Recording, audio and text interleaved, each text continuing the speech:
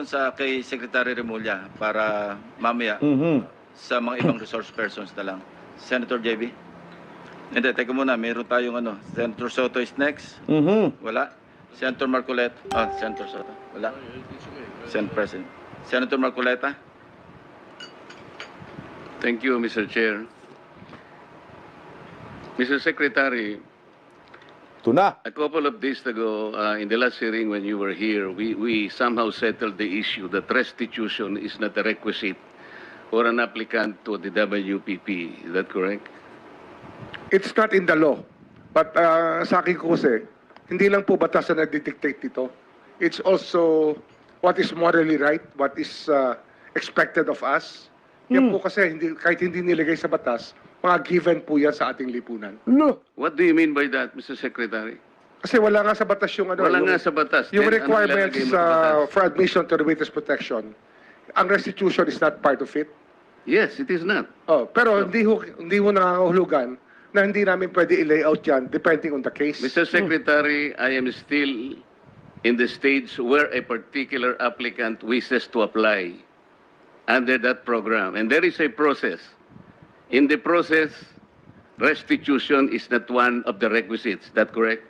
Opo, pero if it's in Teka terms of muna, this teka case muna. being a financial crime, sir, this is a crime against the Mr. Secretary. financial status of the Filipino people, of the Philippine Republic.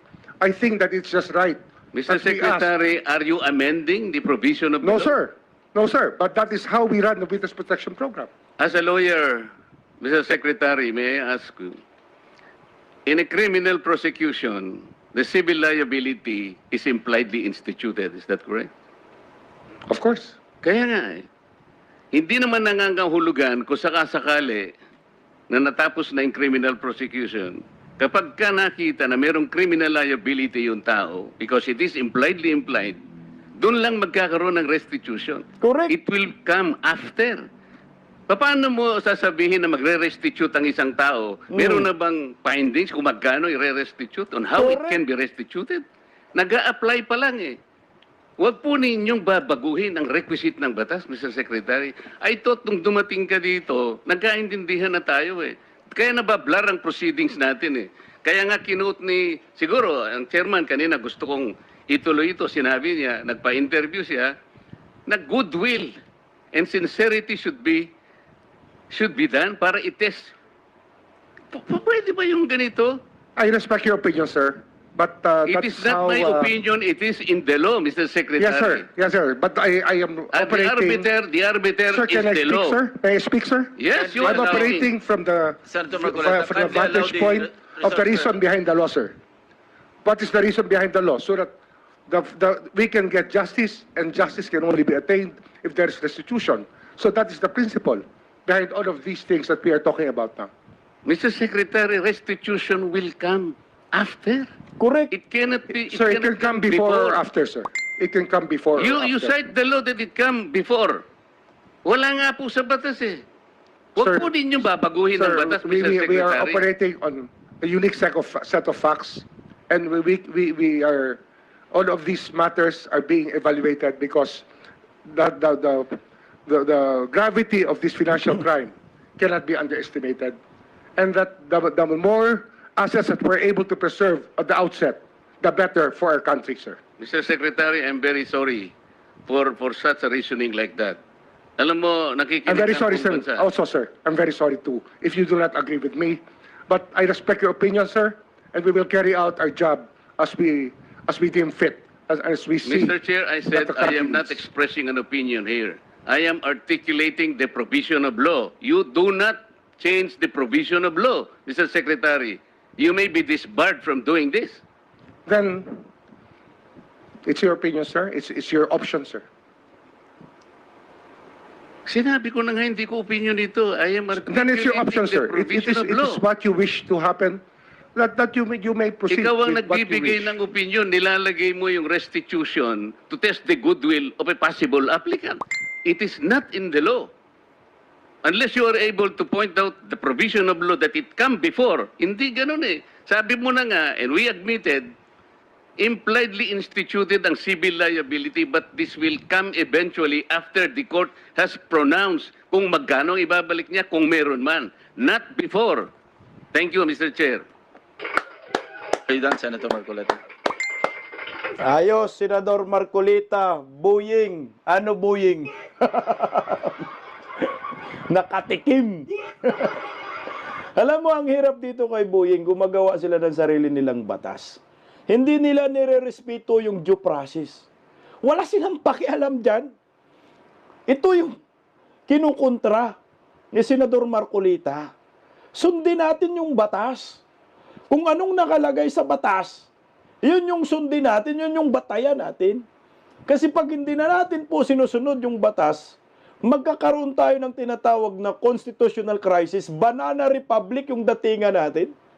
Bakit ba nagkaroon tayo ng batas kung hindi natin susundin? Ang liwanag po ng sinasabi ni Senador Marcolita, walang nakalagay sa batas na magsauli ka muna ng pera para magiging state witness ka. Hindi ito opinyon. Ito ay nasa batas. Kaya sabi ni Boying, opinyon. Ito yung masaklap dyan eh. Dahil itong mga hunghang na ito, ipagpumilit nila yung kanilang kagustuhan, may sarili silang batas. Yan ang maliwanag. Shortcut yung proseso, walang due process. Yan ang nakakalungkot. Na dapat ang mga abogado magre-react dito kay Boying. Na dapat ito, inamin naman ni Boying na hindi kailangan ganun ng batas. O hindi sinabi sa batas, pero hindi pwede. Kailangan i-implement daw niya yun. So, meron sariling nag-revise siya ng batas, nag-amend siya ng batas, siya lang mag-isa. O di dapat ipadisbar mo na ito, Senador Marcolita. Kasi pag magpapatuloy po itong direksyon ni Boying bilang Department of Justice, kagaguhan. Kasi pwede pong mabiktima, no? Ni Boying yung lahat ng mga kritiko nila, lahat ng kalaban nila sa politiko, magkikriticize sa kanila, pwede nilang gawa ng kasalanan. Kahit wala kang kasalanan, sasabihin mo may kasalanan ka, ito yung kagustuhan namin. Hindi mo na pinagbabasihan yung batas eh. Ang pinagbabasihan, sigon, sa imong, parang Bisaya, nagidya. Yung pinagbabasihan mo, yung sigon sa sarili mo lamang opinion, kung anong nasa isip mo, yun yung batas. Walang ganun eh. Sinabi ni Senador Marcolita. Kaya nga meron tayong law of school of law school, di ba? Meron tayong mga abogado, nag-aaral. Meron tayong mambabatas, gumagawa ng batas. Meron tayong Supreme Court na taga-balangkas ng batas. Di ba ho? Paano na ho yun? Kung wala na tayong re-respetuhin na batas. So anong mangyayari sa Pilipinas? Hindi ang tatanga natin.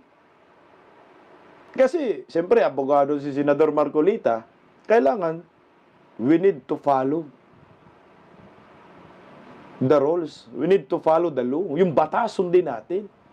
Sa bagay, wala naman talagang batas-batas yan si Bonyeng Marcos admin. Tingnan mo, ginawa nila kay former President Duterte. Anong ginawa? Walang due process. Di man pinatikim ng Regional Trial Court. Samantala, si Tatay Digong, abogado, nagiging piskal, alam niya ang due process. Pero hindi pinatikim ni Bongbong Marcos ng due process ng Remulla Brothers. Ito yung mga utak nila. Hindi pwede sa bansang ito na kayo ang batas. Meron tayong konstitusyon. Meron tayong Supreme Court na sinusunod. Hindi po pwede kayo maghari-harian dito. Putya, ganun na lang katindi. Kung ano yung gusto nyo, yun ang masusunod. Kung anong nakalagay sa saligang batas hindi masusunod, puta nga, martial law ang datingan. O tingnan mo, may tanga. May uplok. May uplok na mga senador. Kumampi dito kay Boying. Na wala ng batas-batas. Grabe naman o. Anong nangyari sa Pilipinas pag ganun? Nagiging mambabatas pa kayo kung walang batas-batas. Okay to. Pakinggan po natin itong mga hinayupak din na ito na walang alam sa batas, feeling nila, ang gagaling nila sa batas. O ito, Tulpok Brothers. Oh. Okay. So next in line is Senator Padilla. Please limit your question kay Secretary Remulla. Apo, gusto ko lamang pong sabihin kay Secretary, pangalagaan na lang po si Engineer Henry Alcantara. Yun lang po. Opo, salamat.